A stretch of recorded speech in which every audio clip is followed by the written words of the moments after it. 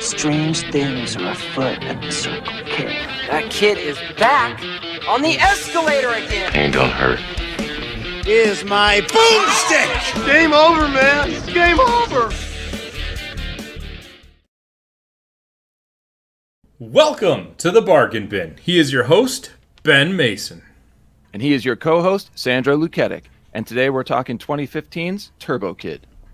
We assume if you're listening to this episode, you have already seen the movie. And I have seen this movie a lot. I believe your first time seeing this, I showed it to you, didn't I? Correct. And the second time I saw it, we showed Josh, I want to say, together. Oh, that's right. So, yeah, like I've seen this multiple times just with you. And then I watched it for this as well. I first saw this when I was browsing the sale shelves at a video store in Toronto, and it was on a $5 rack, and I had heard of it, but I had never seen it. I was like, all right, I'm going to take this. Then like a week later, I get a phone call saying that the movie's overdue. So I called them up. I'm like, how can a movie be overdue when I bought it? And they're like, no, that was a mistake. It was supposed to be a rental. I'm like, it was on the $5 sale shelf. They're like, yeah, but it was a rental. It's a new movie. And at this point, I had already watched it like twice. And I'm not giving this fucking movie back. Sorry, man. Sales shelf. He's like, yeah. All right, let me talk to the owner. Owner calls me back. And he's like, yeah, that was on us. Enjoy your brand new $5 movie. I mean, it's not like some customer just went and put it down on the sale shelf. Like if they inventoried it as a sale item, that's not on. Yeah. That's not on you. They were so mad, but there was absolutely no way I was going to give that movie back. Well, hey. But it's been a couple of years since I had seen it. I assume a few years since you had seen it as well, maybe 2 or 3. So I was really nervous to find out that this movie might not hold up. So let's go through it and let's see if our opinions stayed the same. Well, one thing I want to prefix here by saying is that dating is a lot less likely, like a movie being dated, when you've seen it as an adult. It's not like some of the other ones when we saw them as kids and decades and a lot of like mind development has taken place. If you see something at 35, it's probably pretty similar to when you see it at 38, right? I guess, yeah, you are removing that nostalgia factor. The bigger concern might be if looking at it from like the analytical standpoint, dissecting it for a review changes your opinion on it, because we've seen that a few times where like a movie is definitely a lot of fun, but if you start looking under the surface, that's where a host of problems come in. So that might be the bigger concern than if just, it lived up to what you remember from 3-4 years ago. Yeah. Dissecting a film is much different than sitting back on a couch and just watching it. Yeah. Keeping in mind, right, my first experience watching this movie, we probably got pizza. There was, you were probably having a couple of beers. We're getting together. Same thing with Josh. We're watching it in a group. Very, very different than watching it by yourself and now taking notes and dissecting it and analyzing performances and things like that. So, I guess enough of that, but let's do it to it. All right. Well, an amazing score and voiceover let us know that the world has been destroyed. Acid rain has left the world a wasteland, basically. The water's toxic now. Endless wars and nuclear winter have left humankind struggling for survival. And then it's the year 1997. I love that. I love it too. It's a throwback to The Running Man, to Escape from New York. There's a bunch of references in this movie that non-movie fans would completely gloss over, but it still adds to the story. It's pretty fun. There's a heavy feeling that this movie is older than what it actually is. Oh yeah, I agree. Right? It's a retro 80s vibe, which they're nailing. And it's the 80s movies that were always looking at the distant future of mid to late 90s as, like the Judgment Days and the post-apocalyptics. So even though it was made well after that, fitting with the imagery, the soundtrack, and all of the 80s glorious stuff that they threw in here, making the date 95 is fantastic. And I even love how, I guess, adaptable the directors were, because apparently the whole acid rain aspect of the story was not supposed to be in it. Oh, I had no idea. Yeah, like reading up on the trivia, when they were going to film, it was just raining so much that they couldn't make it a barren wasteland. So they added the element of the acid rain to it because they were like, well, we just can't deny this water being around now. But the idea was that it was supposed to be that there was no water. And that's kind of increasing like the scarcity of water. Yeah, it definitely puts more importance on finding that water source that they're all looking for. But if it's constantly raining and water is everywhere and you can't fix it, how do you still make water scarce? Make it acid rain so that the water is not safe. Yeah. And going back to what you're saying about the 80s vibe to it, this is a very gray movie. So when they throw in that pop of 80s colors, like the reds, yellows, blues, orange, like it really makes... Those are, in fact, colors. Thank you, Ben. Yes. They are. But when they throw that in, it gives it such a pop when it's placed over a gray background. Oh, man, if Josh is listening, he's going to hate you right now. Why? He hates when people use that descriptor, making it pop. Yeah. All right, well, tell him to come on the show. We'll have an argument. He might. All right, I'm down. Well, let's get back into this here. A young boy rides his BMX down a road, passing human remains on his way to a junkyard to scavenge for supplies. So not to harp on the exact same thing again, but going back to the 80s, he's riding to the music from Rad. Yeah. Which is like, this is the most 80s feeling, not 80s movie I've ever seen. And not in a bad way, by any means. It's all done with intent, and they nail it. At the junkyard, the area is littered with heads on pikes, a warning or a reminder of the world today. The boy checks his homemade map and sets off.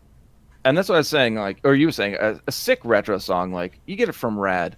Having that play over the credit sequence and showing our young hero pull off sick tricks, and then we get the title screen, bam. Perfect way to open this movie. They're not really sick tricks. They're just kind of jumps. But yeah, I get the idea. Oh, fuck you. They're sick tricks. Oh, sure. Yeah. I can't ride a BMX that well, so they're sick tricks to me. Yeah, okay, yeah. Turning the handlebars while you're in air. That's a big trick. I'll die on this hill. Okay, that's cool. No problem, man. The kid, Munro Chambers, who I didn't know was Eli Goldsworthy from Degrassi: The Next Generation. He's in 155 episodes. I didn't really watch the show, but fun little fact. Anyway, the kid makes it to his home, an underground bunker at a filtration plant. He's done his best to make the space an actual home, as much as a kid can. He pops a newfound cassette into his Walkman and hits play, and surprise, it's the theme song we're listening to right now. I love how they did this, though. It was great. Because the music changed the audio quality. Yeah, like it's a beautiful transition from the song playing for us to the song playing for him. Oh yeah, it definitely brings us even further into his world. Yeah, I liked it. It was great. He continues going through his finds of the day, adding to his pile of fantastic plastic flamingos. I don't know why there's so many of them, but flamingos pop up frequently throughout the movie. Because that and cockroaches are the only two things that are going to survive a nuclear storm. Exactly. Well, I guess maybe Twinkies as well, but that's more of an American thing. So he repaints his helmet and devises a new weapon by taping two hammers together, which I thought was hilarious and is exactly what a kid would do. But we actually see somebody else does it later in the movie. He plays with bubbles, enjoys some bubble gum. This is so 80s. Which has to be rare in this world. He next tapes up a poster of his favorite comic book character, Turbo Rider, and mimics the hero's fighting moves until the batteries in the Walkman die. A tripwire trap lets him know there's something wandering around above ground. He dons his helmet and prepares for battle, but it turns out that he's snared some kind of mutant rat thing and then kills it with his hammer.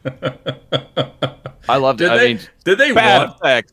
Bad effects, but I love it, and it fits. The thing is, They did such a good job making it feel like an 80s movie that when I saw this rat, I even thought, did they purposely make this look so bad to make it seem like lack of 80s resources? Oh, yeah, definitely. Something that would look so bad in another movie almost felt charming in this scenario. Oh, yeah, it really reminded me of Deadly Eyes, a low-budget Canadian horror film where it's about mutant rats destroying the population. Oh, yeah, I remember that one. Yeah, well, they just took small dogs and put rat costumes on them and let them run around. Yeah, that's what I thought. That's what I was going to say they did, yeah. Inventive. Yeah. I've never seen this movie. You know I haven't. I know. I actually believed you. I was like, holy shit, he's seen it. We could talk about this too. All right. I wanted to see if I could keep you going longer on it, but no. Yeah, you sold me. The boy heads to a makeshift settlement, ready to sell the items he's found from his day's work.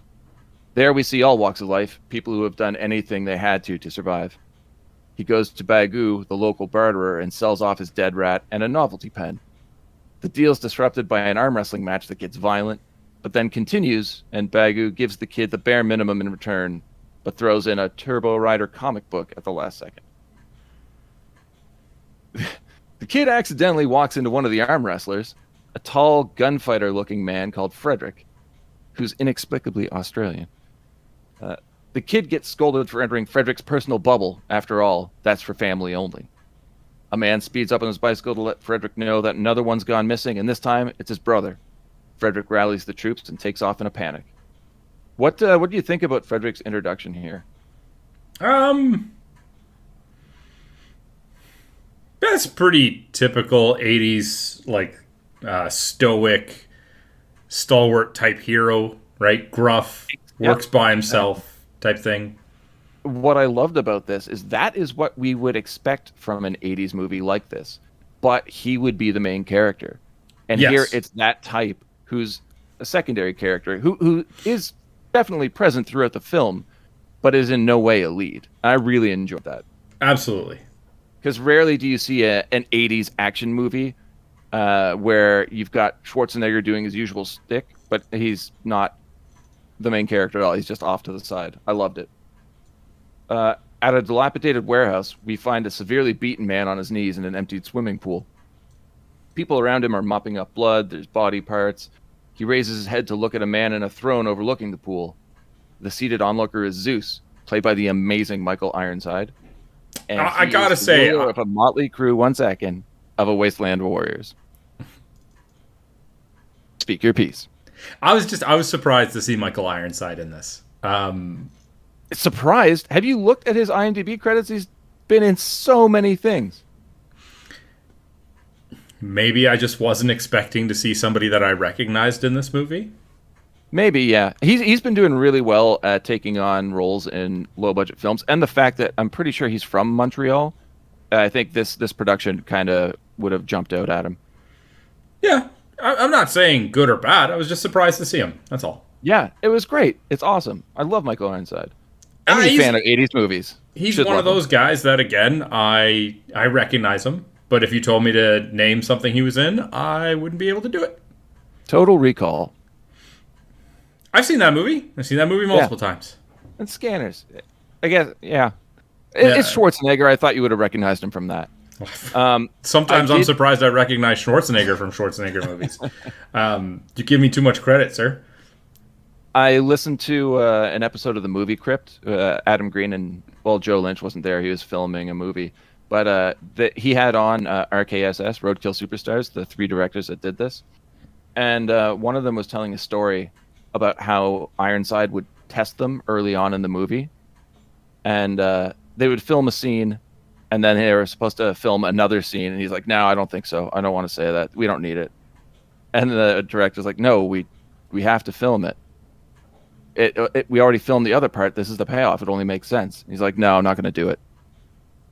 And he stood his ground and like, no, look, we have to film the scene. And Ironside grabbed him by the collar, lifted him off the ground, and screamed, we're not going to film it. And the director just goes, "Put me down and film the scene, Michael." And he just puts him down and like has this big smile on his face. And from that point on, he did whatever the directors told him to. Ah, so you just test their resolve to see if they would back down type thing. Exactly. Because I'm sure he's been burned numerous times on set. He does so many productions.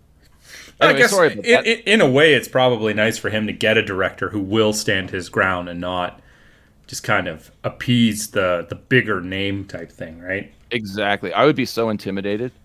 But it's fun.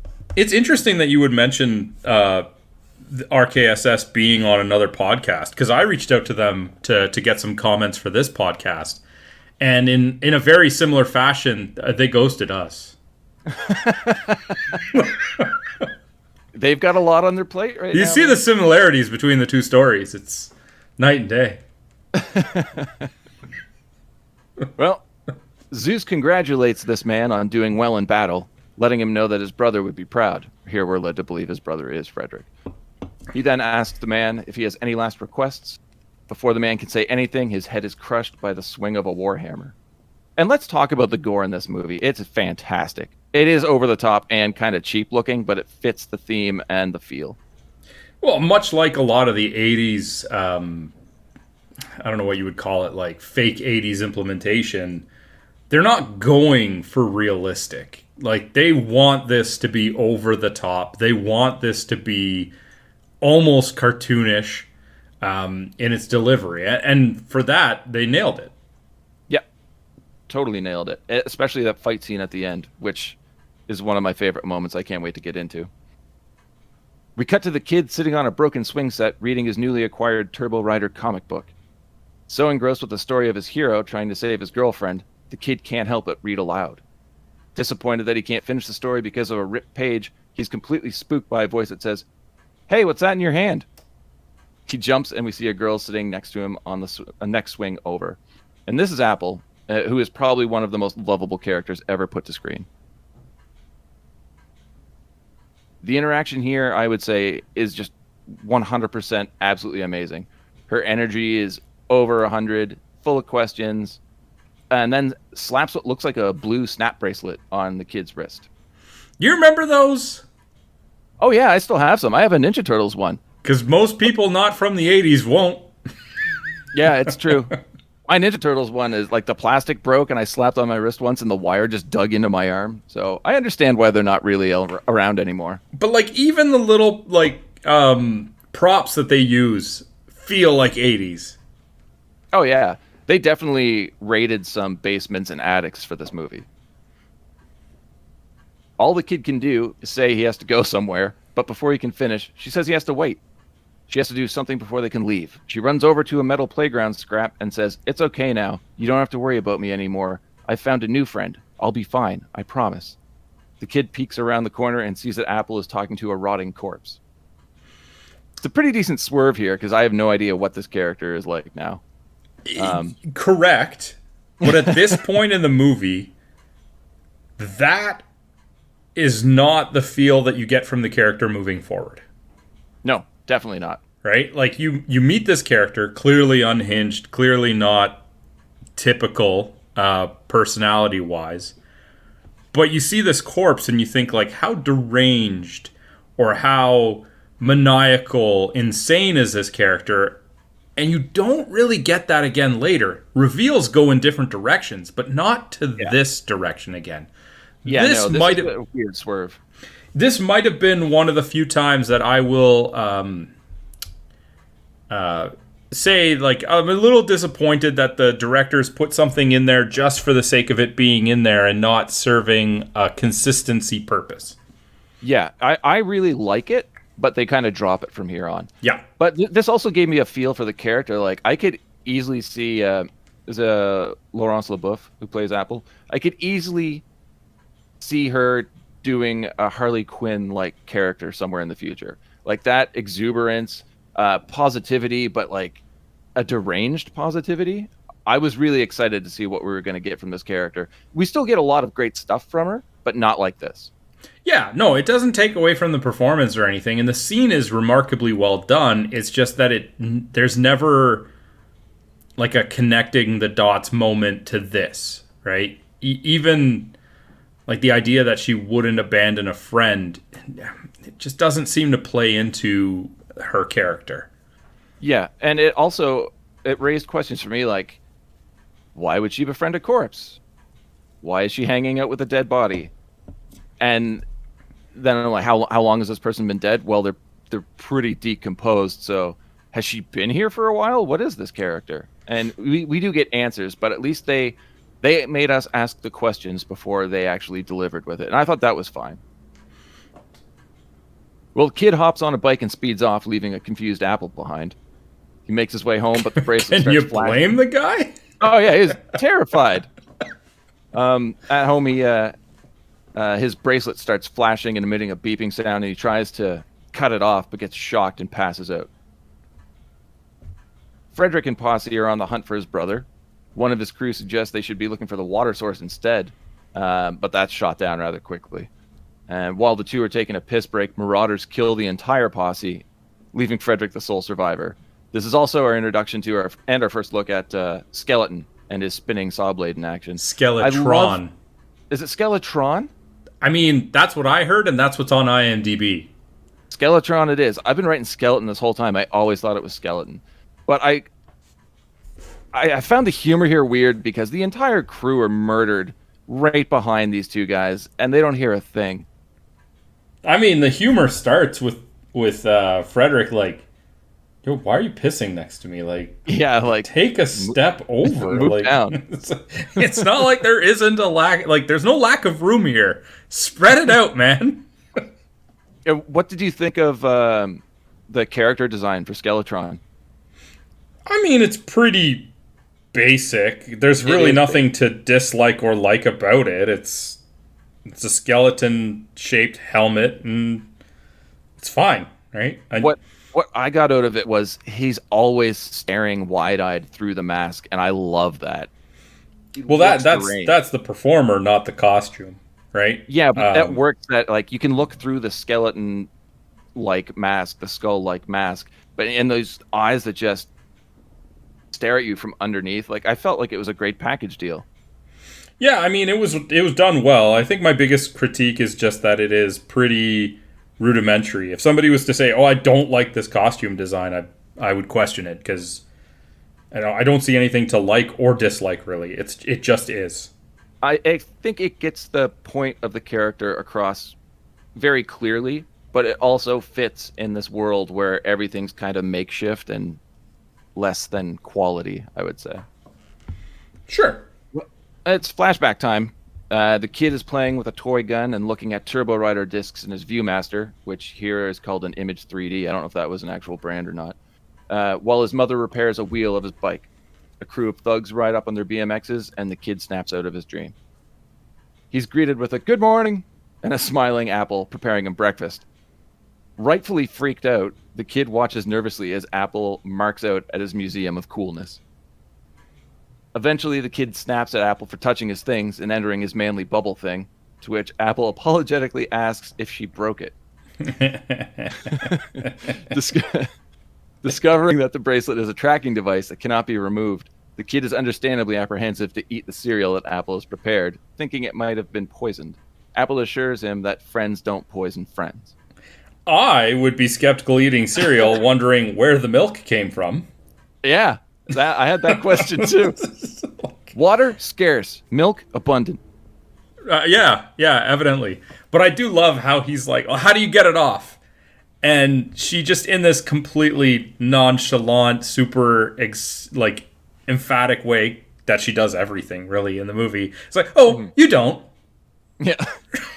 Just brush it off. You don't. It doesn't even try to, go into an explanation. It's very surface level. I answered your question. You don't. I'm not telling you why or how. Yep. Or just, you don't. Moving on. Yep. Yeah. And move on to your cereal. Well, tensions ease when Apple reveals she brought him the Turbo Rider comic book that he dropped at the playground, and a friendship quickly forms, which is unrealistic, but I'm with it at this point. Captive friendship. Yeah. Very quickly formed, though. But anyway, the two set out on a scavenging run. The kid lays out the rules for surviving the Wasteland. Number 1, always have water on you. Number 2, always stay within the safe zone. Number 3, always have your wheels ready. Number 4, try avoiding people, especially those who look evil. Frederick. He's clearly just making it up as he goes, but oh, totally. You can tell he's like looking side to side, like formulating everything as he's speaking. Well, at one point he gets the number wrong, and she has to remind him, like, no, 7, Yeah. 7, or whatever it was. Frederick, having been taken back to Zeus, is being questioned, I think. I'm not really sure what's happening here, because there's a reveal of 2 modified blenders that are now just spinning blades. And the shtick is that Frederick will arm wrestle Skeletron, and the winner basically forces the other's hand onto the blender. A fire element has been added, but fizzles out. And while Zeus is hilariously reprimanding the goon responsible, Frederick lights a cigarette on the dying flames. And this is one of my favorite bits of comedy in this movie, where Zeus is just screaming at the guy, like, when I say fire, I want fire. And looks over at Frederick, who's holding a cigarette, and he like kind of motions like, is this okay? And then Ironside just kind of like nods and like gives a flick of the head. He's like, yeah, go ahead. Smoke him if you got him. Yeah, it's so good. The match begins, and Freddy headbutts Skeletron and grabs the other goon and rams his face into the spinning blades, giving us more amazing gore. He then attacks Zeus, but the warlord catches his punch, and Skeletron cuts off Frederick's hand. We jump back to Kid and Apple with rule number 5, no hugging while riding. Kid and Apple find a corpse in a rusted car that just so happens to have a helmet perfect for her. Rule number 6, always carry a weapon. And number 7, if you don't have one, make one. And the weapon they make is a garden gnome duct taped to a broken shovel handle. I thought it was a broken baseball bat, but okay. I thought it was a shovel handle. A broken piece of wood. Yeah. Anyway, Apple is super stoked about her gnome stick, and unbeknownst to the 2 youths, they're being watched from afar. Also, gnome stick. I love the gnome stick. It's hilarious. No, you and Apple alike? Yeah. The kid questions Apple about her past. How did she end up here in the Wasteland? She's pretty vague, just that she was a water hunter, and she's from the other side of the Wasteland, which is pretty much the same as this side. And then a game of tag ensues. Seems like the right scenario, for sure. There is a definite recurring theme here of lost youth. And I did find that kind of clunky. Because it is a coming-of-age movie, but it's not evenly told, I find. Like, it's the kid trying to be a hero eventually. But then you just get, like, childish games of tag. And going back to looking through discs on his Viewmaster and stuff like that. There's no... I don't feel like a progression. I just feel like it jumps back and forth. I mean, for me, it really came off as avoidance tactic by Apple. Because she primarily does it at times when he asks her questions that she doesn't have answers to. Yeah. So. But the weird thing is she's so upfront about everything else, you think she would just say, I don't remember. Maybe it is. I don't know. I mean, we get more into it when we discover her origin, but it could just be that she doesn't know when she doesn't have an answer how to respond that way. And that's interesting. I never really thought about it like that. Yeah, maybe a rewatch will happen. I'm sure you'll rewatch it. Who am I kidding? Of course, going to rewatch it. Yeah, you got to get your $5 worth, man. The kid shows Apple one of his prized possessions, his Viewmaster discs. This blows her mind. The kid's about to go in for a kiss, but second guesses himself and stops. Just then, a net is thrown over Apple, and she's dragged away, all the while yelling for Kid to run. He hops on his BMX and speeds off with another Wasteland rider on his tail. But here the kid wipes out and lands on a metal porthole that gives way, dropping him into a chamber below. The Wastelander has no idea where he went and heads back. I actually really didn't like this, because that marauder was right on his tail. Should have seen it. Should have seen it. He should have looked. He stood there, looked around, didn't walk anywhere, and then just gave up and turned back. It's not like the kid ran around a corner and fell before he was within view. Like that. That Outlander should have seen him falling. You should have at least heard him. A big metal portal thing. Yeah, it just seemed really weird. I mean, maybe it's a weak point in the story, and it just allows the kid the time to explore what he fell into. I kind of get that, but you could have done something, right? Well, it could also just be that the Wastelander has this mentality of it's not worth it. I only run so far. I have another captive that's good enough, right? But yeah, we don't really know anything about this character, so yeah, entirely possible. The kid realizes that he's actually inside some sort of vehicle, and in a heartbreaking moment, he discovers that Turbo Rider was real when he finds his hero's corpse at the helm. What were they in? I don't know. Spaceship? That's what I thought too. Was it a spaceship? Was it some weird tank? How did it get buried? I don't know. Questions. The kid dons the dead man's armor, complete with the turbo glove that fires energy blasts. He returns to the old car wreck, grabs the gnome stick, and sets out on his rescue mission. So his hero was Mega Man, but red. Mega Man? Was it really? Well, it was a blaster. Shut up. Oh, sorry. I thought you meant in name only. No, yeah. It's definitely a ripoff of Mega Man for sure. All right, then. He finds the Wastelander and the two fight. The enemy has a fake hand on a chain that shoots from his arm, but the turbo glove obliterates him in a second, exploding the Wastelander into a pile of goo. Again, comedic, low-budget effects that still look great. Pile of goo, more like a cloud of mist. Yeah, there's a lot of people that explode in this movie. We go back to the old Would you factory. say that they are mystified by his abilities? No. Oh. No. We go back to the old factory where a party's being set up, complete with Jason Eisner working the barbecue. Apple is now in the pool alongside Frederick and another soon-to-be victim. I really like the idea of having like gladiator fights in an emptied swimming pool. It just makes sense for this world that we're watching. Yeah, and like this is where the plot goes off the deep end. Oh, God.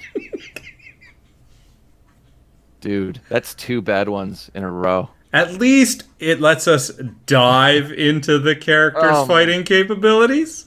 Oh, God. All right. Zeus gives a speech to his crew, explaining who the new prey are. Here's where we learn that body parts from the slaughtered are being ground up and filtered so they can extract the water from the carrion sludge. Apple gets carried away and chants along with the goons, which is great. Absolutely great. But again, like I said before, it's another Harley Quinn moment. Well, it's this feeling like she just doesn't know. She gets herself put in these situations that maybe weren't programmed for. Yeah, and she just like follows the kind of the crowd, right? And she's so stoked about everything. Like there's absolutely an unbridled enthusiasm about everything she does. Oh yeah, but like the power of that happiness in regard to the grim wasteland and this world that we're now living in is just great. Yeah, like if it was another character, they might be chanting along in an attempt to sway favor or fit in or disguise themselves, right? She's just getting caught up in what's going on around her, right? She's not... Yeah, she's along for the ride. Like, there's even a possibility she doesn't understand the severity of this, like what they're trying to do, right? Oh, no clue. None. Whereas another character might just be trying to keep their head above water. You have to stop this. Okay. I'm kind of curious to know what else you're coming up with, actually. Apparently nothing. I was told to stop. The kid appears and takes a stand, demanding they free Apple. He declares himself a superhero. Zeus questions what the superpower is, and Kid tries to fire the turbo glove, but it isn't charged, and he gets thrown into the pool with the rest. He reunites with Apple and gives her the gnome stick, the 4.5 to plan how to tackle the goons in this pool. While Frederick doles out instructions, Apple charges one of the thugs and beats the shit out of him. So the rest just follow suit. Yeah, I love that. No time for strategic planning. Just go. Yeah. And we get more synth music, which is perfect and awesome in every way for this scene. Like, when this movie hits, it hits really hard. It's awesome. The battle begins, and the villains get their asses kicked. Unfortunately, Eisner dies too, in another, more of an amazing fight scene. Zeus angrily applauds their victory, but refuses to let them go, and instead shoots Apple in the chest. An enraged Kid tries to fight again, but is caught in a bear hug. Luckily, the turbo glove is now recharged, and he obliterates his captor. Another shot from the glove is deflected by Skeletron, and the blast hits a steam tank, making it explode. Our heroes scatter and escape. Zeus is less than happy and sends his men after them. Little thing, but the time to recharge on this glove is very inconsistent. Oh, yeah. It depends on the convenience of the plot. Yeah, it's not like it has, X number of shots between charges, or it takes this amount. It's just periodically it will not have a charge. Yeah, we need this glove to not work right now to progress the story. Yeah. And now we can let it go. Yeah. Yeah. Back to the kid's dream. Skeletron rides up to the kid's parents, who I don't know if you knew were played by two of the directors. Correct. Yeah. Towing a wagon with Zeus sitting in his throne, which is basically just an old chair. Cut to the kid sleeping and Apple going through his notebook. He wakes up rather nonplussed when Apple shows him her excitement over him having drawn a picture of her. And it's a terrible picture. Oh, yeah. This guy is not an artist. No. The kid laments that maybe he'll never be Turbo Rider, and Apple agrees, but maybe he can be Turbo Kid. He's depressed that he couldn't stop Zeus and ended up letting Apple get shot. And then it dawns on him, if Apple was shot, why isn't she dead? And this is where we discover that Apple is a robot. The tense moment alleviated again by Apple starting a game of tag. Again, because I feel like a robot is not going to understand things like human mortality in the same vein. So when he questions her about it, she's like searching her memory banks, can't find anything, and goes to just being a companion bot. Exactly, yeah. She's a friendship model, and that's why she was staying with the rotting corpse of whoever her last friend was at the playground. Exactly. Which means she's been there for a long time. And you can see why she would be happy that the kid drew a picture of her, because she is a sketchy character. Did you write these down in advance? No! They're terrible! That was a good one. I like that. If I wrote this down, I'd hope it'd be better than this. The two encounter deserting... Oh, wait a minute. Sorry, I skipped a line here. You were so distracted by my fantastic puns. It was great. Walking their bikes along the road, Apple freezes but snaps out of it, revealing to Kid that she was badly damaged and will eventually die. Because she has so many hearts left. I like that. It's very video game. I like that, dude. Yeah. The two encounter deserting Bagoo. The Kid demands a part to help repair Apple, and Bagoo demands some sort of payment and accepts Apple's headband before giving them directions to a robot graveyard where they might find the part they need. What purpose would a headband serve as currency for him? I have no idea. I didn't get that either. I just assumed, like, you look at the shit he's dragging around, a lot of it is unimportant garbage. So maybe where it looked nice, he could, barter like something that's nice and colorful for something he actually needs. I don't know. But I mean, the thing is, it's not like they're asking him for possessions, which he has. It's for information, and he's in a state of panic, fleeing. You'd think he would just give it to them, right? Like, it's a robot graveyard. Just go. That's on you. It's not safe. Go ahead. Instead, he has to barter with plot convenience, an item that can identify that he interacted with them later on. Yeah. I mean, weak storytelling? No. Convenient storytelling? Yes. Yeah. Before they depart, the Kid drops a bit of knowledge that the water Bagoo is drinking is people, which is a nice Soylent Green reference. Spoilers. Just as they make it to the graveyard, Apple shuts down and falls over, and it's all up to the Kid now. Bagu's tricycle wagon mashup thingy now has a flat, and during the repair, he's caught by a Skeletron and some cronies. I really don't like Bagu as a character. I understand, like, he's a plot device just to link everything together, but they could have done something a little bit more entertaining or enjoyable with him. There's nothing fun about the character. He's just annoying. Well, I think you nailed it on the head with that. He's not as much a character as he is a plot device. Everything that he really does is for the sake of moving the story forward in some perhaps overly convenient way. It's not a character that you really want to get behind or that has any sort of individual motivations or purposes.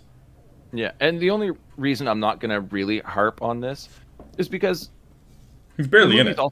The movie's written by the directors, and I believe their first feature. Like, I can easily give them a break on this one. It's just, having seen as many movies as I have, things like that kind of jump out at me. But it's passable.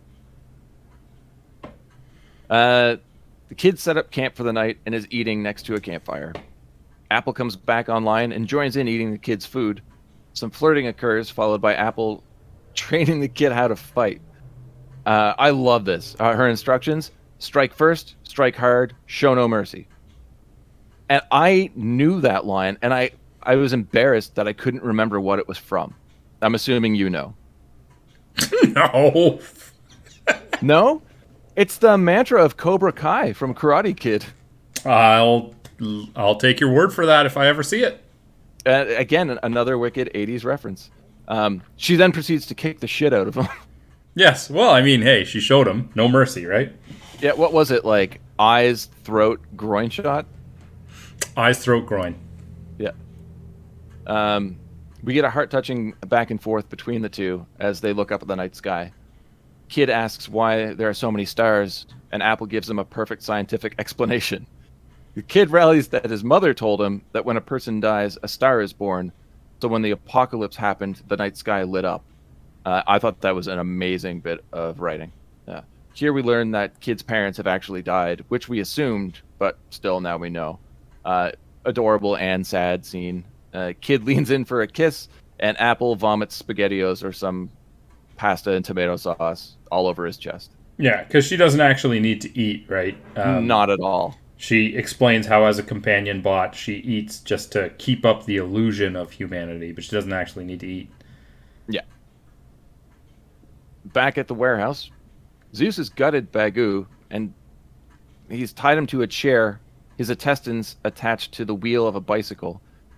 He pries the trader for information on the kids and the cowboy. Bagu just gives them up immediately because he's an unimportant character.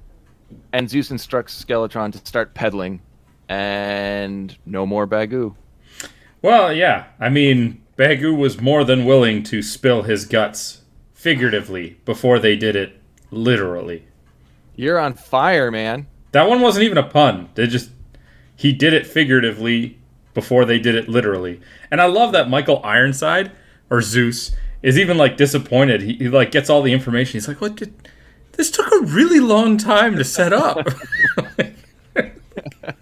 Ironside's so good. You never really see him with decent comedy lines. And even though he's the big bad of the movie, he's one of the funniest characters to me. I think the reason that it works so well as a comedic line is because he doesn't deliver it like a comedic line. The character of Zeus is genuinely disappointed that this took a lot of effort. And right? that's why Leslie Nielsen was so good in the Naked Gun movies and stuff like that, because he always played the straight guy who wasn't ever in on the joke, and that made it the joke. And I find the same with Michael Ironside in this movie. It's great. Apple wakes up Kid. She senses intruders, and she's right. Skeletron and more goons are just outside their hiding spot. The beeping of her life meter tips off the henchmen, and a bike chase begins. The pursuit leads them to a cliff's edge. The Turbo Glove takes out two thugs, but Skeletron fires one of his saw blades, which decapitates Apple and sends her body, and the kid plummeting into a pit that's emanating a weird green gas. Before she shuts down completely, she tells the kid that he was the best friend she ever had. What was the green gas again? I know they touched on it, but I forget. See, that's completely eluded me right now. I can't remember. It just serves of some sort of psychedelic, but I don't remember. Yeah. Like, it really fucks them up, but yeah, I don't even know if maybe they didn't even give an explanation to it, and I guess they don't really need to. It's a wasteland. The kid picks up her head and tries to carry on, stepping through giant dinosaur statues that litter the area. He makes it to the graveyard and tapes Apple's head to the body of another robot, pleading for her to wake up and stating he doesn't want to be alone again, and then he passes out. It's actually quite sad. It is. We go back to the dream again here. Zeus confronts kid's parents, asks them for a cup of water, and they do so. He dumps it on the ground and demands to know where they got it. This is his land, and they must have stolen it from him. Skeletron tries to drown the father in the water, which is one of my biggest fears. But the mother attacks and saves him. She pulls a crossbow on the intruders and takes a shot that hits Zeus in the left eye. Again, Zeus, blind one eye. I thought that was more of an Odin thing, but okay. Skeletron then dispatches the couple with saw blades. All of this occurs while the kid is watching from a hiding place. He tries to kill them with his toy gun, but then runs away. Zeus just lets him go to die in the wasteland. I think this is a good time to hear a quick message from our friend Tim. Knights and Nerds is not just an actual play D&D podcast with an original campaign being played by a group of friends who tolerate each other. It's also a podcast where I, the Dungeon Master, talk about how I'm adapting to the choices the players make, as well as revealing to you, the audience, the complex story and deadly twists that I have in store for my players. Find us on iTunes, Google Play, Stitcher, Spotify, or at knightsandnerds.com.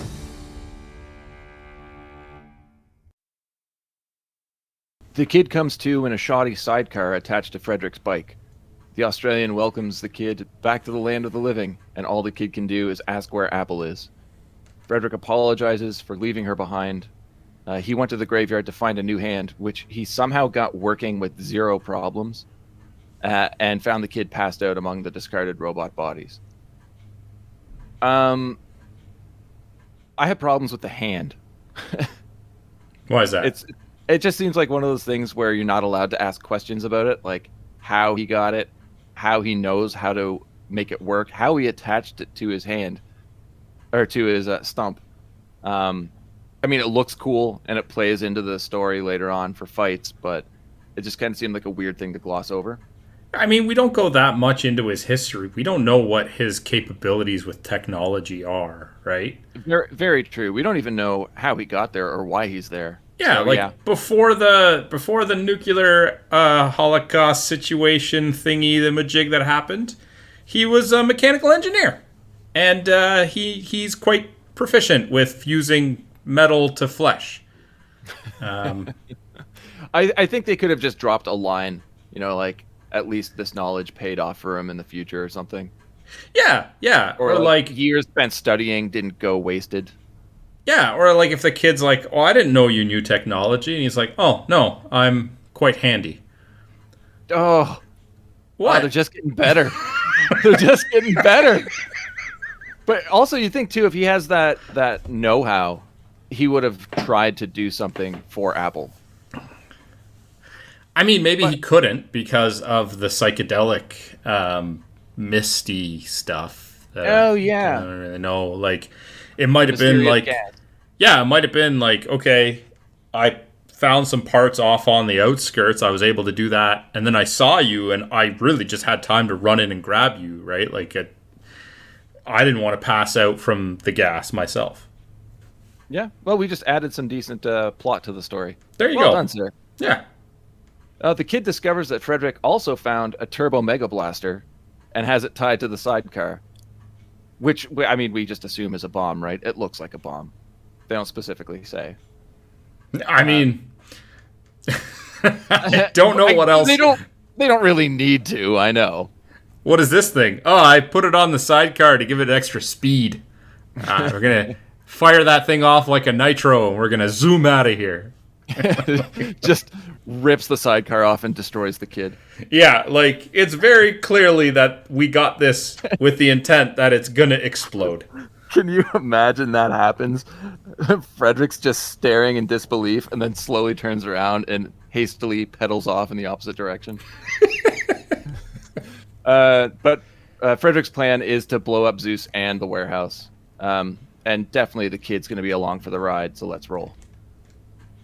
Their journey's halted, though, when they encounter Skeletron on the route. The henchman has been sitting there waiting for them. And Frederick drops a line here which kind of confuses me. How so? I don't have the direct quote, but it's something like, how does he always know where I am? Or how does he always find me? I didn't catch it, so sorry. Yeah, it seems like a weird thing to say, because like, yeah, how does he? You want to give an answer to that one, Story? No? So before everything went awry, he was an expert tracker.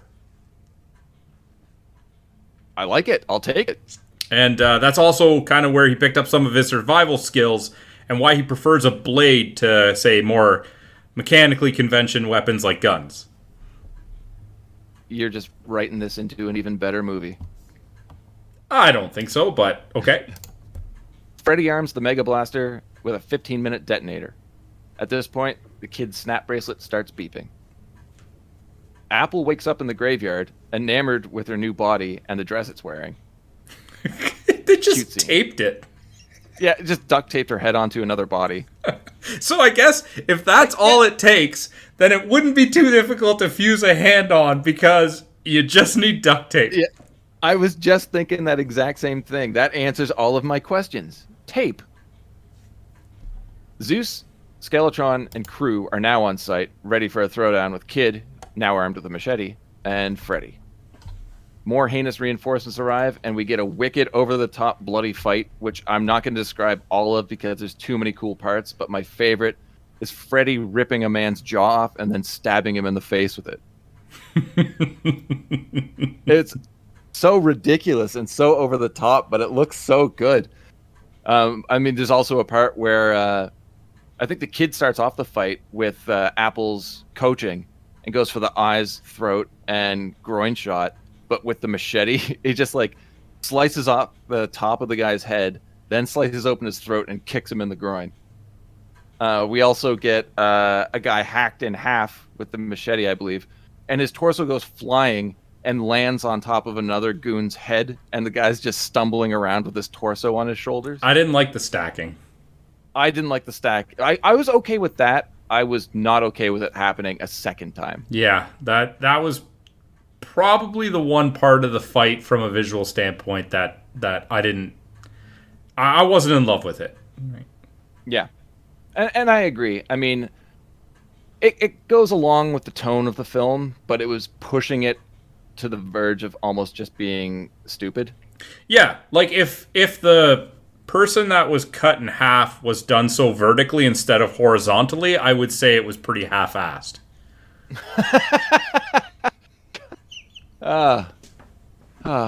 Good job. The Turbo Mega Blaster hits the 0 mark, but has an error and doesn't detonate. And here, I have a problem with this part. Okay. Because the kid's getting his ass kicked by a character that doesn't have a name and isn't even given a name in the IMDb credits, and she's badass. I think it's just female guard, I think. Yeah, exactly. But like, such a cool looking character who's so strong and beating the shit out of our hero. I don't know why they wouldn't have introduced her much earlier in the film or given her some other things to do leading up to this.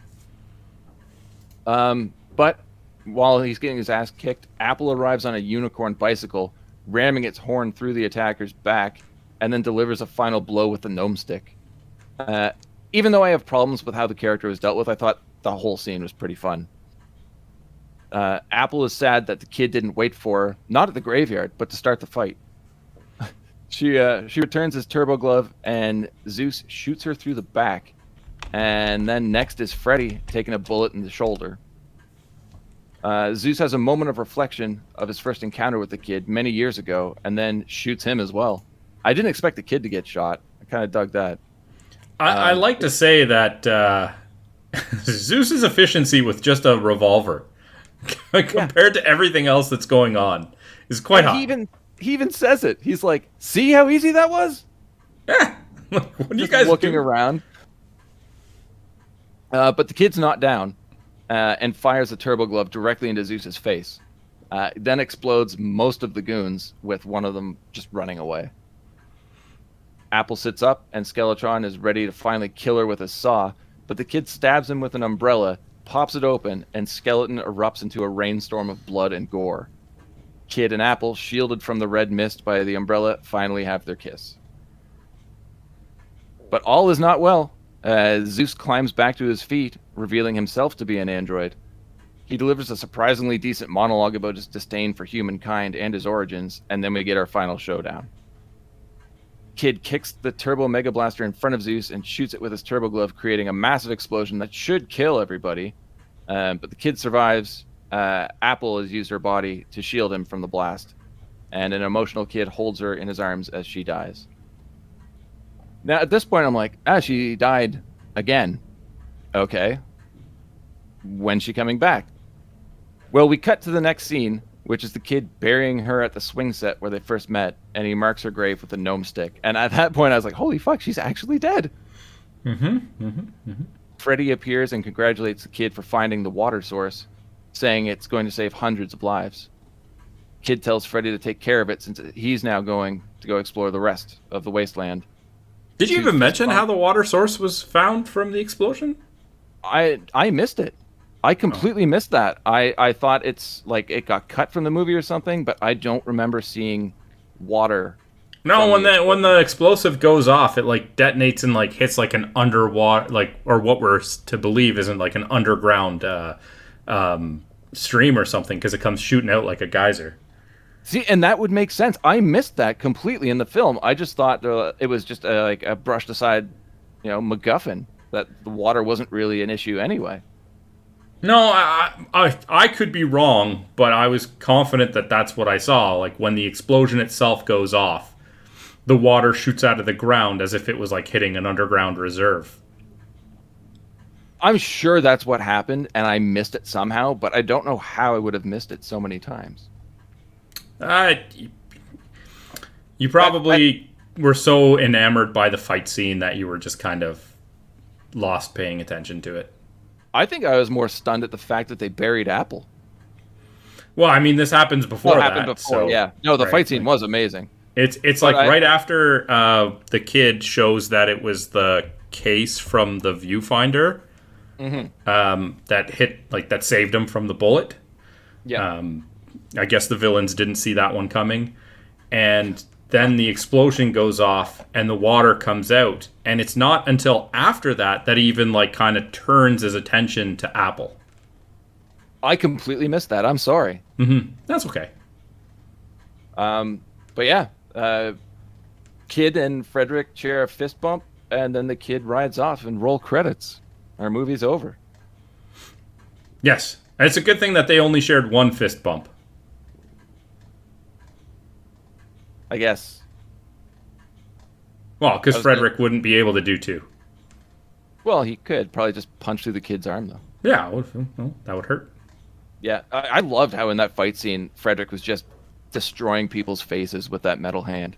It was convenient. It was convenient. Like a lot of shit in this movie. Yeah. So that's the movie. Yeah. And the movie's awesome. I think it's safe to say. We don't do recommendations yet, sir. Oh, I didn't. That wasn't a recommendation. That was just a statement. But I do want to talk about the money here. All right, let's talk about the money. Financially, this movie is not a success. That's a shame. And I don't know how it could have been. Too many people cheaping out on $5 copies instead of paying full price. I will pay full price, goddammit. I will. It was a joke. I know, but I realized too that like I was cheaping out on a deal. I will buy the Blu-ray for sure. I just have the DVD now. It had an estimated budget of $60,000, and I think for $60K, that is so impressive. I know they did such a good job. honestly, if somebody told me, imagine what a movie would look like that had a budget of $60K, in my mind, it would look like a fraction of this movie. Dude, I'm pretty sure Blair Witch Project had $100K. Never seen it. Oh, God.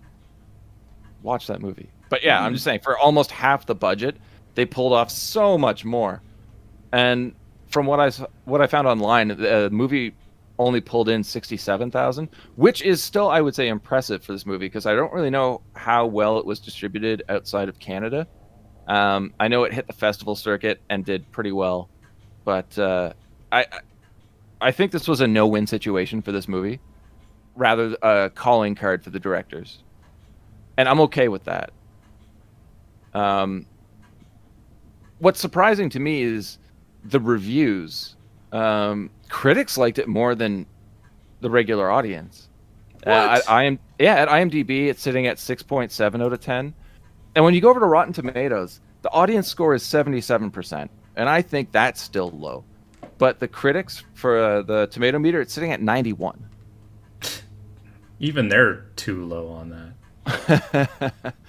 No, it's I mean, it is a very niche target audience. I get that. And I am that target audience. So obviously my opinion's going to be skewed, but I don't know. Like I said, it was a calling card. It moved them on to bigger and better bigger things, like Summer of '84, which I really enjoyed, but is a completely different movie. And I do recommend people check that out if they get a chance. Never seen it.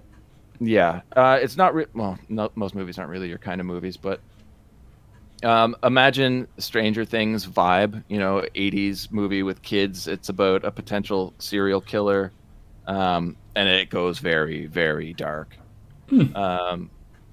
But I was talking to you about this earlier, that there's a Turbo Kid game coming out, and it looks like Turbo Kid 2 is in pre-production, so I hope that happens, but a lot of movies in pre-production never make it past that phase. I honestly am hoping that I can review that game on my other channel. Oh, that would be amazing. I'm excited for it. I don't know if we've ever even mentioned my other channel on here. Yeah, sell yourself for a second, bud. I run a video game website called Pixel Opinions. Go to pixelopinions.com. Now, I'm not good at selling myself. That was glorious. That's You marketing genius. I want to move on to awards? You betcha. All right. I don't envy you for starting this one out. What did you have for worst performance? I don't. I couldn't pick. You have to pick one. Bagu. And why? Anybody could have acted that role. Didn't really contribute anything character-wise. It was just for plot's sake.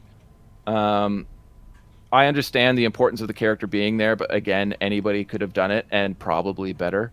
But even then, he fit the role, and that's just process of elimination, not like he stood out as a poor actor.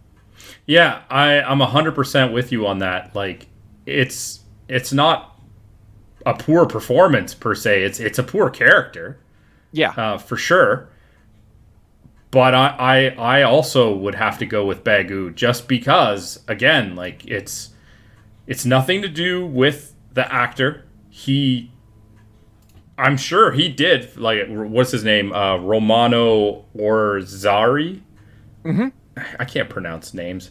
I'm sure he did the role exactly like it was intended, but the intention of that role is not to be a good character, I'm convinced. It's to be a plot device. It's the closest thing to a prop that we're going to get from a character, and it's kind of, by default, the worst performance. Yeah. Going back to that story I told about Ironside refusing to film a scene, the directors knew exactly what they were doing. And I'm sure they got the performance they wanted from everybody. And it's just a shame that this is a weak character and there's not a lot anybody could probably do with it. Yeah. I'd say that, for fairness, that it's for both of us, the worst performance, but with an asterisk. Yep. It's great when you watch a movie where the worst performance is still passable. Okay. I have a request, and it's that you go first with the best performance, even though that's not the pattern. Okay. Without being able to say everybody, best performance, I picked Laurence Leboeuf as Apple. See, I had a feeling you were going to pick her or Munro Chambers as the kid. Mm-hmm. So I was literally going to pick the one that you don't pick. Because I think they both deserve that shine. And honestly, if you had said Munro Chambers, my answer would be Laurence Leboeuf. So I guess we can talk about it kind of more collectively. Apple is an amazingly done role that it is not easy to do that kind of unbridled enthusiasm and make it feel genuine. It's so easy to come off as phony. And she doesn't. She knocks it out of the park. And there is just so much charm in her delivery. There is so much range in her ability to just switch it on from a moment of, say, because we don't get too much sadness from her, but like there's a lot more, I guess I would call confusion. And that seems to be the points where she's kind of trying to, I don't know, in my mind, like compute things that maybe aren't programmed for her.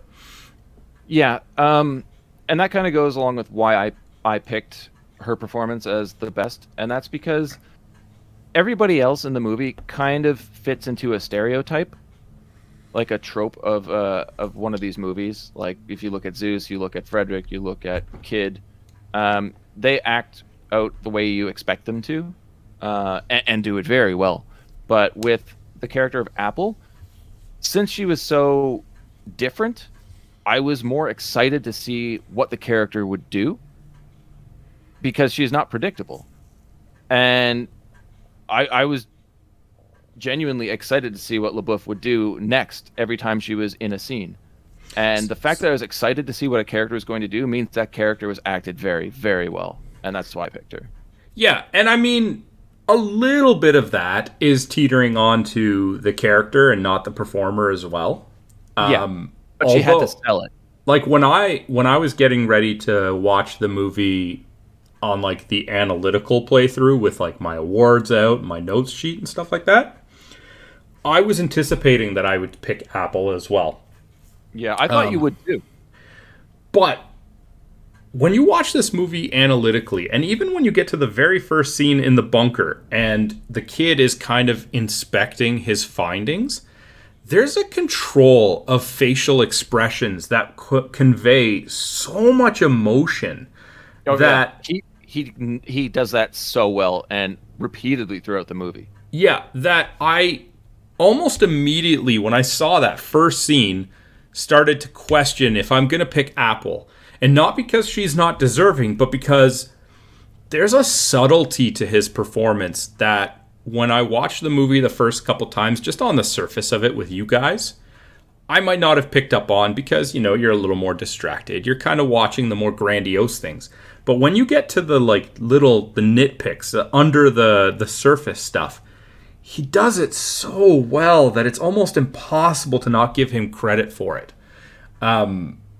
And I really did feel like you were going to lean towards Apple, and I guess I'm kind of glad it played out that way, because I think both of them deserve the shine in that regard. Yeah, I would love to know how the directors found these two actors. They're perfect for the roles. Yeah, like I have to imagine that you don't just have that fall into your lap, right? Like no. Like, the casting director for sure has a lot to do there. But I'm wondering if they were searching or if they actually auditioned for the movie itself. Or, like, I mean, everybody probably knew Munro Chambers, except for me, from Degrassi, because I don't watch that show. I haven't seen it either. But, I mean, I just can't see something like those subtle facial expressions that I give the most praise to be the kind of thing that you would see in a casting scenario. I feel like it would be something, obviously, with a more vocal performance. Yeah. They must have seen something below the surface that maybe not every... And yeah, it is absolutely a huge credit to the casting that they were able to find people this great. I mean, like, Munro Chambers as the kid, he grew into that role as the movie went on, and Laurence Leboeuf as Apple couldn't have been picked better. Yeah. Yeah, it's insane, man. I do want to. We should actually like say the directors' names because they did a great job. Good luck. I'm not doing that shit. Oh yeah, that's fine. It's Francois Simard, Anouk Whissell, and Yoann-Karl Whissell, 2 siblings and a friend. I can't even begin to imagine what it would be like co-directing a movie with somebody else, but having 3 people. Yeah, that's insane to me, and they nailed it. Yeah, they must have a similar vision, or it just isn't going to work. I do like how I also said that Munro grew into the kid, and Laurence was picked as the perfect apple, but that's okay. Oh, I missed that. These are great. Now they're even subtle. It's still amazing. But what did you have for? Well, I do want to say what came up in the podcast I listened to before is... Hey, don't be plugging other podcasts. No, that's fine. The question was raised, how do they stay consistent? And what you said really stands out because they all shared the same vision. And they were also tested again on set because they were asked, like, well, if you have a question, it doesn't matter who you ask of the 3 of us, we're going to give you the same answer. And one crew member actually did that, and they all gave the same answer. So yeah, there's incredibly cohesive. But yeah, memorable scene. There's a bunch, but I do have to pick that massive fight scene at the end. Absolutely hilarious. Standout moments for me. Is it the best part of the movie? No, but like I said, like Frederick ripping the guy's jaw off and stabbing him in the face with it, I will laugh my ass off every time I see that. It's incredibly memorable for me. But what about you? What was your most memorable scene? I actually went with the fight training scene, the eyes, throat, groin. Okay. It was maybe, in my opinion, the absolute highlight in regards to chemistry between the 2 main characters. And I mean, that entails a number of things, right? Like the discovering of how she essentially like manipulates or interprets human interactions to try and create a more convincing persona. Mm-hmm. That tendency to just kind of change subjects when it's something that she can't answer. The attempt at a kiss by the kid who is clearly a lonely character. We don't really know how long he's been alone, but he loses Apple in the movie, and it's probably the closest thing to a friend that he had, coupled with her throwing up, which is a bit of comedy. Like, that scene is just fantastic for so many different reasons, in so many different ways, and it just shows exactly what you want from this movie, and it's everything, and they give it to you. Yeah, it's incredibly well constructed, with some deep emotion, and then that little kick of humor at the end to bring you around. Yep. Yeah, great call. And sorry, I completely skipped memorable line. I was just so excited to talk about scenes. Do you want to go with memorable line? Completely forgot what order we even do this in because I got distracted. For line, mine is a little bit more simple. I guess I would go first because I changed up the order and I don't know who does what order. Go for it. But when the kid says to Apple, "Do you want to see something cool?" And her response, when her face just lights up, because this took place in like a moment where I forget what he does, he says something that kind of confuses her and she's kind of like lost, and he almost like he wants to kind of make amends or pick the mood back up. Do you want to see something cool? And just the way that, like a light switch, she just changes her expression, and she's like, I always want to see something cool. I just loved it. I absolutely loved it. It epitomizes that unbridled enthusiasm that I've referenced multiple times with her. But like you even mentioned, kind of that like that little nod to lost childhood, where no matter how deep or heavy things are getting, the idea of, do you want to see something cool, is still always a source of hope and excitement and just jubilation. Yeah. Follow up that explanation. That was my original pick. And then it changed twice. Okay. It went from that, and then I still love the line, like, I don't have it written down in front of me, but it was basically the kid saying, "I don't even know who you are." And Apple just goes, "We met at the playground." Followed up with changing again. And I love this line. It's super cheesy. Kind of, when you look at it originally, it doesn't really fit with the movie until you think about it, and it fits perfectly. And that's at the end, right before the fight scene begins. And Frederick says, "A man never knows how strong he is until being strong is the only choice he has." And the kid just looks at him, slightly confused, and goes, "Really?" And he responds, "I don't know, kid, but it sounds good." I was like, that is exactly what an 80s action hero would say, followed by being questioned and then admitting he's just talking shit. Yeah, it's just a bunch of words that sounded fancy on a script, but we have no reason to hide it. And I mean, there is, like, there's a big part of this movie that is complemented by the director's kind of self-awareness, right? Oh, yeah. That we know what we're doing. Some of these things are not meant to be questioned. They're just meant to be fun. And if we can find an opportunity to poke at that and not, like, compromise the scene as a result, we're going to do it. So, yeah, it's a good one. Yeah. Again, going back to just, like, the trope of the classic 80s action hero and how he's just, like, a background character. Getting that one moment to shine and then admitting he doesn't know what the fuck he's talking about. Yeah, I'm not here for substance. I'm here to punch people with a metal arm. What are you talking about? All right, Ben. Final recommendations. This should be a surprise, I would imagine. 100% recommend. There's nothing I can take away from this movie and say, like, it's good, but you might not want to watch it because of this. The movie's awesome. It's a wicked coming of age story. It's packed full of amazing characters that are acted so incredibly well. Really fun special effects, and more importantly, I don't think anybody could disagree that this movie does not have that. The movie has a lot of heart. It's absolutely amazing. You love the characters. You even love the villains. I never get tired of it. Like I said, I want more. I want to see Turbo Kid 2. I want to play the game. Like, let's hope that happens. I'm assuming you feel somewhat similar? I feel that everybody should not only watch this movie, but then take the time out of their day to find the address of the directors and mail them the cost of a movie ticket. Because the $67,000 that this movie made it's just a tragic shame.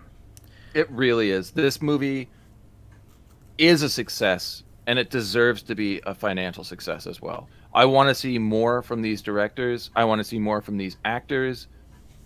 Even following, the directors were writing, so I'd love to see, even if they don't direct something, I want to see what else they're putting out. Like, I love this movie. It's fun to watch with friends. It's fun to watch by yourself. And not a lot of movies are like that. Like, if I walk by a TV and Turbo Kid's on, I'm stopping. I'm going to watch it. It's fantastic. Yeah, I mean, I pretty much said the same thing. Yeah, so, yeah, we're in perfect agreement here. This movie's amazing. Absolutely, and everybody should let the directors and the actors and the production staff, let them all know. Hit them up on social media, send them a letter, do whatever you have to do. Let them know how much you appreciate this movie. Yeah, please do. All right. So, that was a great frickin' movie. Which means that we have to have another movie next week. I know the answer, but Ben, why don't you tell people what movie we're watching next week? Next week, we're actually watching a listener's pick from John, who recommended that we check out 2010's Tucker and Dale versus Evil.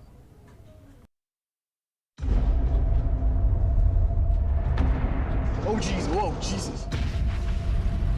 Did you see the way those guys looked at us? Who wants to go skinny dipping?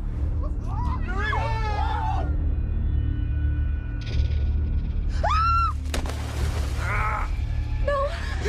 We got your friend! They captured Allison. Oh, it's the pancakes. You hate pancakes. I'm gonna make you something else. What am I doing here? Fell into the water. I dove in and rescued you. We'll go find your friends. You should relax. Tucker and Dale are on the case. What is this place? It's just a cabin. It doesn't mean they're psycho killers. Then why don't you go in there and talk to them? All right, maybe I will. I said maybe. Dale, what are you doing? I'm taking a crapper haul. You mind if I help? He's making her dig her own grave. There's no rules out here. It's us against them. Oh, good. Look, your friends are here.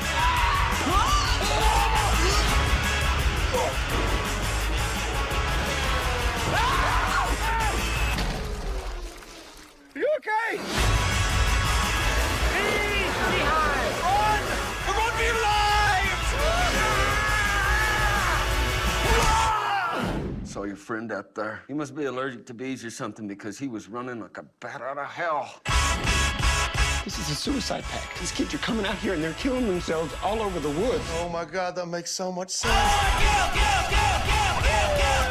The girl that we have, she can maybe explain the whole thing. You've got another one inside. Yeah, she's in my bedroom.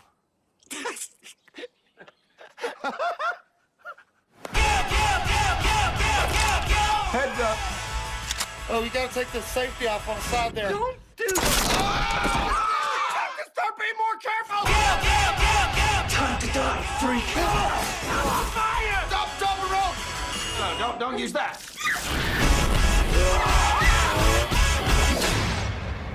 Let's get you down from there. Wait. Sorry about that. This vacation sucks.